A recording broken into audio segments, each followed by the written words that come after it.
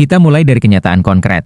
Meskipun dalam beberapa tahun terakhir angka kemiskinan di Indonesia menunjukkan penurunan, tetap ada puluhan juta orang yang hidup di bawah garis kemiskinan. Menurut BPS, persentase orang miskin di Indonesia adalah 9,03%, setara dengan sekitar 25,22 juta jiwa. Itu berarti, dalam masyarakat kita, 1 dari 11 orang masih menghadapi kekurangan dasar, pangan, pendidikan, kesehatan. Keadilan sosial telah lama menjadi janji tetapi realitasnya masih jauh tertinggal. Akses layanan publik yang tidak merata, daerah terpencil yang tak tersentuh pembangunan, dan ketimpangan antara kota dan desa. Akar masalah, pendidikan, kesehatan, dan kesenjangan. Kenapa kemiskinan dan ketidakadilan tetap melekat? Ada akar penyebab yang saling terkait. Pertama, pendidikan yang belum merata dan berkualitas. Di daerah terpencil, masih sering ditemui sekolah rusak, kekurangan guru, fasilitas penunjang minim. Ketika kualitas pendidikan rendah, generasi muda sulit bersaing. Sebagian riset menyebut bahwa kemampuan literasi dan numerasi siswa Indonesia masih jauh di bawah rata-rata internasional. Kedua, kesehatan dan nutrisi. Angka stunting, gizi buruk, masih tinggi, sekitar 27,7%, dan berdampak permanen pada fisik dan kognisi anak. Ketiga, kesenjangan antar wilayah sosial, kota maju, desa tertinggal, layanan publik lebih mudah di kota. Distribusi dokter dan fasilitas kesehatan tidak merata. Dunia sedang berperang, perang ekonomi teknologi. Kini mari lihat panorama global. Dunia tidak lagi berperang antar negara dengan senjata semata, tetapi dengan ekonomi, inovasi, dan penguasaan teknologi. Negara maju berlomba di ranah kecerdasan buatan, AI, big data, automasi, dan ekonomi digital.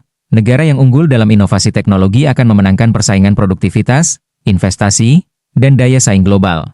Tetapi bagi Indonesia, perang di ranah ini menjadi tantangan besar, kita harus mengejar dari ketinggalan. Kesenjangan digital, banyak daerah belum punya akses internet memadai, sehingga peluang ekonomi digital tidak merata. Selain itu, keterampilan SDM yang dibutuhkan oleh era digital sangat spesifik namun banyak tenaga kerja belum siap. SDM Indonesia di persimpangan tantangan. SDM Indonesia berada di persimpangan, harus berjuang untuk keadilan dan melawan kemiskinan sambil harus siap menghadapi perang global teknologi ekonomi.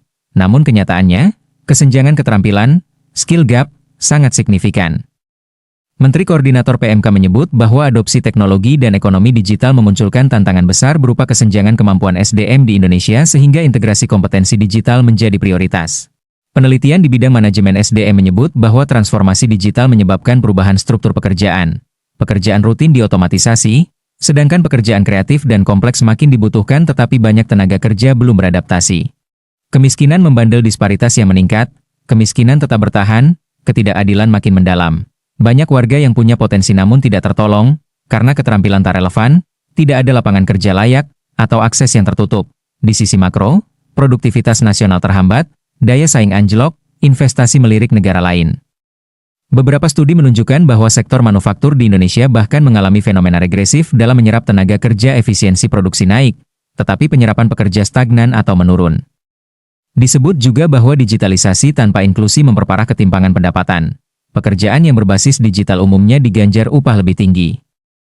Sedangkan pekerjaan mudah diotomatisasi justru digantikan. Solusi membangun ulang mentalitas bangsa, kita tidak perlu menunggu dunia menolong kita. Perubahan dimulai dari mentalitas, dari cara kita memandang kerja, ilmu, dan kejujuran. Bangsa ini tidak akan maju jika rakyatnya takut berpikir dan puas dengan sedikit. Mari berhenti menyalahkan keadaan, dan mulai menciptakan perubahan sekecil apapun. Karena perang terbesar kita bukan melawan kemiskinan materi, tapi kemiskinan cara berpikir. Dan jika itu bisa kita menangkan, maka masa depan Indonesia akan kembali cerah.